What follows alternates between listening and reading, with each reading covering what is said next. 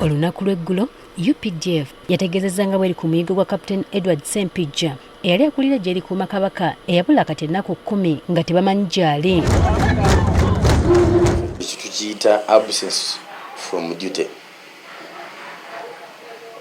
Era message ya absent yatumiddwa. Message ya absent bwetumibwa mu kinnamagye oteekebwako galubindi zonna. Tutandika okulondoola before ki by'oyinza okusangibwamu. Brigadier General Felix Plaije yategeeza nga bataddewo akakiiko ak'okunoonyereza ku mayitire g'omusirikale ono. Bwe tumala okutuma message ya war tuteekawo board of inquiry. Office ono lwaki yabula? Ddala yabula oba yabuzibwawo? Kuba tuyinza n'okuba tuga nti yabuze naye nga yabuzibwawo. So we leave the channels of tuleka okunoonyereza kubeere kugazi. So bwe tumala okuzuula nti ddala yabula nga tumujja ku strength.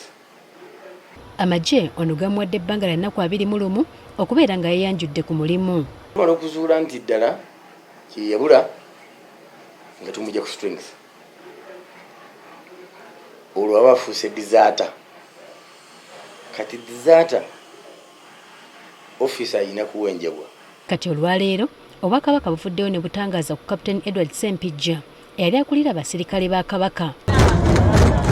Minisita wa Buganda ow'amawulire Oweekitiibwa Israel Kazibwe Kitooke ategeezezza nga Captain Ssempijja bwe yabategeezaako nga bwe yali yeetaaga okugenda mu maaso okwongera ku misomo gye. Ffe yatuwandiikira ng'asaba okugenda emitala w'amayanja atandike okusoma okuyitaba mu misomo gye egy'enjawulo era ebbaluwa tugiina. Newankubadde ono yali yabategeezako ku nteekateeka ze, Captain Ssempijja teyalinda kumusiibula mu butongole. Ffe yatuwandiikira naye wabeerawo official handover oza byebitonotono obw'ensobi entonotono ezaakolebwa naye nga yali atuwandiikidde.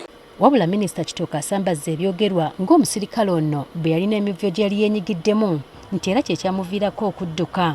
Obulimba bw'abantu mumanyi mwenna banking system na buli kimu ekikolebwa tosobola kugenda n'ojja ssente ku akawunti ya muntu eziwera miliyoni 4 nga teri yakimanyi. Ebyo tetugendera ku bintu by'abantu.